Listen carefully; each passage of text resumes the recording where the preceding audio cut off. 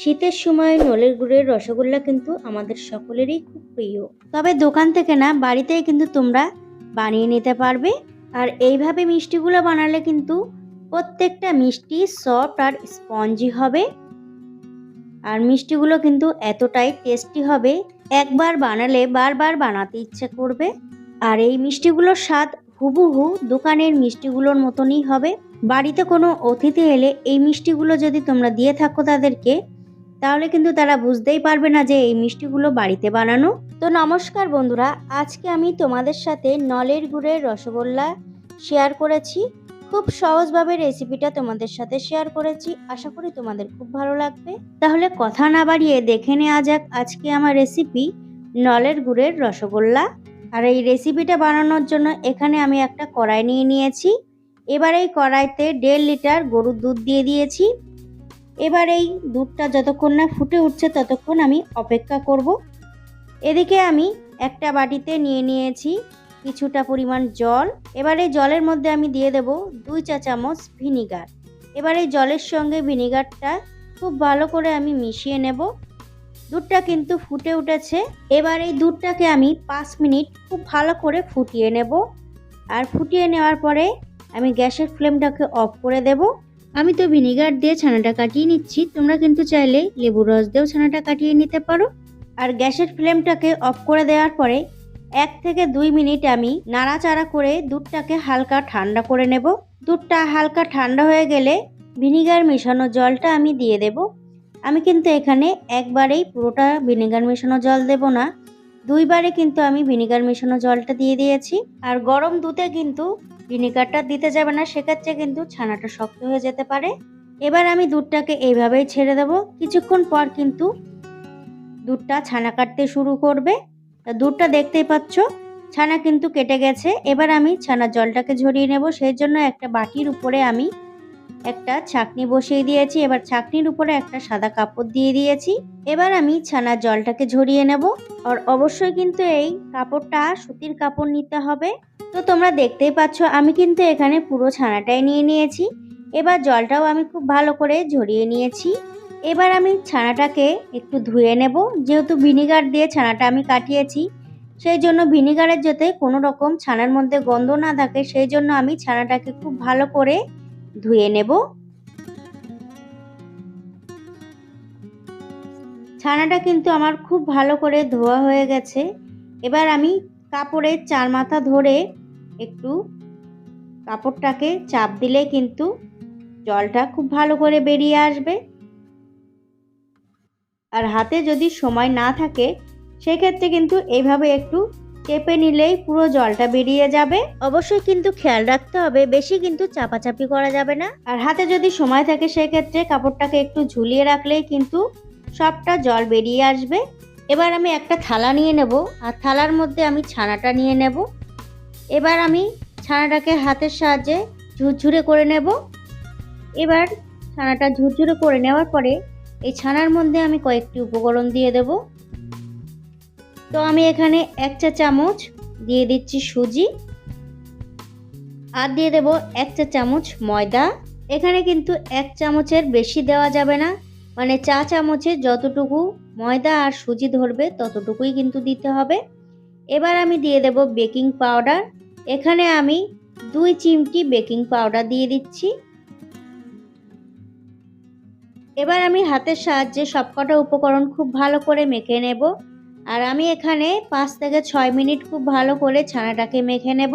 ছানাটা একদম সফট করে কিন্তু মেখে নিতে হবে। ঠিক আমি যেভাবে দেখিয়ে দিচ্ছি সেইভাবে কিন্তু ছানাটাকে মেখে নিতে হবে।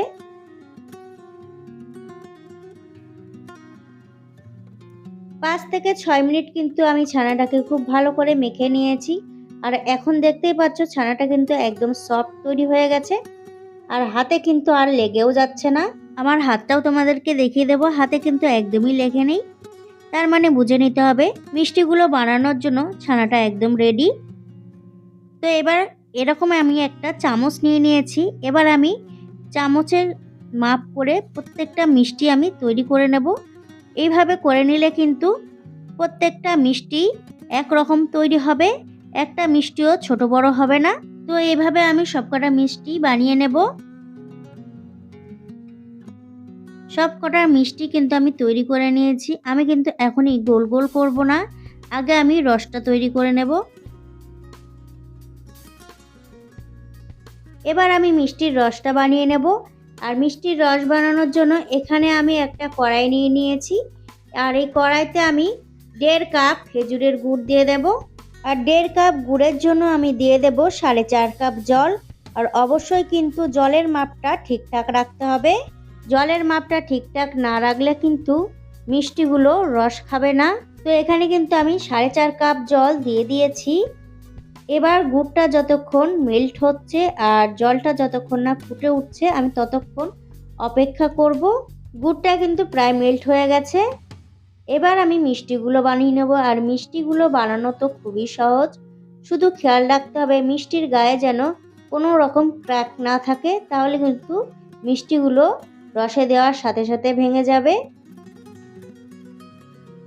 দুটো মিষ্টি বানানো আমি দেখিয়ে দিচ্ছি। মিষ্টিগুলো হাতের তালুর মধ্যে নিয়ে গোল গোল ঘোরালেই কিন্তু মিষ্টিগুলো তৈরি হয়ে যাবে। আর এদিকে দেখতেই পাচ্ছ জলটা কিন্তু প্রায় ফুটে উঠেছে। জলটা যখন এরকম টকবক করে ফুটবে তখনই কিন্তু মিষ্টিগুলো রসে ছেড়ে দিতে হবে। রসটা যেখানে বেশি ফুটবে সেখানেই কিন্তু মিষ্টিগুলো ছেড়ে দিতে হবে। তো দেখতেই পাচ্ছ আমি কিভাবে মিষ্টিগুলো ছাড়ছি, সেইভাবেই কিন্তু মিষ্টিগুলো ছাড়তে হবে। তো প্রত্যেকটা মিষ্টি কিন্তু আমার ছাড়া হয়ে গেছে। এবার আমি মিষ্টিগুলোকে 5 মিনিটের জন্য ঢেকে রেখে দেব। 5 মিনিট পরে আমি ঢাকনাটা তুলে দেখিয়ে দিচ্ছি মিষ্টিগুলো কতটা সাইজে বড় বড় হয়ে গেছে। আবারও আমি 15 মিনিট মিষ্টিগুলো ঢাকনা দিয়ে রেখে দেব। আমি যেই সময়গুলো দিচ্ছি সেই সময়টা কিন্তু অবশ্যই মনে রাখতে হবে, তাহলে কিন্তু মিষ্টিগুলো পারফেক্ট হবে। তো 15 মিনিট পরে ঢাকনাটা খুলে আমি তোমাদেরকে দেখিয়ে দিচ্ছি মিষ্টিগুলো কিন্তু একদম রস খেয়ে টইটুম্বুর হয়ে গেছে। এবার আমি একটা মিষ্টি একটু চেক করেও তোমাদেরকে দেখিয়ে দিচ্ছি। একটা বাটিতে জল নেবে, তার মধ্যে একটা মিষ্টি ছেড়ে দিলে দেখবে মিষ্টিটা যদি জলের নিচে চলে যায় তাহলে কিন্তু বুঝতে হবে যে মিষ্টিগুলো একদম তৈরি হয়ে গেছে। তো আমার মিষ্টিগুলো কিন্তু একদম জলের নিচে চলে গেছে, তার মানে একদম মিষ্টিগুলো তৈরি হয়ে গেছে। হাতায় করে একটা মিষ্টি আমি তোমাদেরকে দেখিয়ে দিচ্ছি। প্রত্যেকটা মিষ্টি কিন্তু রসের তলায় চলে গেছে। এবার গ্যাসের ফ্লেমটাকে আমি অফ করে দেব। তারপরে আমি মিষ্টিগুলো কিছুক্ষণ ঠান্ডা করে নেব। এবার আমি একটা বাটিতে মিষ্টিগুলো সার্ভ করে নেব। তো দেখতেই পাচ্ছ মিষ্টিগুলো কিন্তু আমি একটা বাটিতে সার্ভ করে নিয়েছি। এবার আমি একটা মিষ্টির রস চিপে দেখিয়ে দিচ্ছি কতটা পরিমাণে মিষ্টিগুলো সফট হয়েছে। এবার ওই মিষ্টিটাই যদি রসের মধ্যে দেওয়া হয় আস্তে আস্তে কিন্তু মিষ্টিটা ফুলে উঠছে। মানে বুঝতেই পারছো মিষ্টিটা একদম পারফেক্ট হয়েছে। আর একদম কিন্তু নরম তুলতুলে, মুখে দেওয়ার সাথে সাথেই মিশে যাবে মিষ্টিগুলো। এবার একটা মিষ্টি আমি তোমাদেরকে কেটেও দেখিয়ে দেব। মিষ্টিটা কিন্তু একদম জালিদার তৈরি হয়েছে।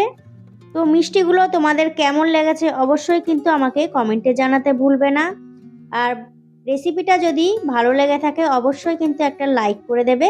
আর আমার চ্যানেলে নতুন বন্ধু হয়ে থাকলে আমার চ্যানেলটিকে সাবস্ক্রাইব করে নেওয়ার অনুরোধ রইল। তাহলে বন্ধুরা আজকের মতন এই পর্যন্ত, দেখা হচ্ছে অন্য কোনো রেসিপি নিয়ে। ততক্ষণে সবাই ভালো থাকবে, সুস্থ থাকবে। নমস্কার।